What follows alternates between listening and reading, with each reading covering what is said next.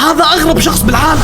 ميشيل لوتيتو فرنسي الجنسية، دخل موسوعة جينيس للارقام القياسية كاغرب شخص عنده نظام غذائي بالعالم. ميشيل لوتيتو ما كان ياكل زينا، كان الادمي يعني عنده ذوق غريب شوي، وكان يحب ينقنق على الحديد. يس سمعتني صح، يحب ياكل حديد، قزاز، مطاط، واحيانا يحب يحلي ويضيف زيت محرك على الاشياء اللي هو ياكلها. حياته كانت ماشيه بشكل طبيعي، والسبب في ذلك انه كان مصاب بمرض اسمه اضطراب بيكا، وهو مرض يفتح لك الشهيه للمواد الغير مغذيه. ولو نشوف سجل الاكلات اللي خوينا اكلها بنلاقي انه اكل 8 دراجات و15 عربيه سوبر ماركت و7 تلفزيونات وسريرين وشفرات حلاقه واشياء كثير مره. لكن اغرب شيء موجود في قائمه الاشياء اللي اكلها هو انه اكل طياره كامله، واستغرق معاه الموضوع 2 سنين كامله لين ما قدر ينهي الطياره. ولكن السؤال اللي شاغل بالي، لو ميشيل جاء لبيتكم وش راح تضيفه؟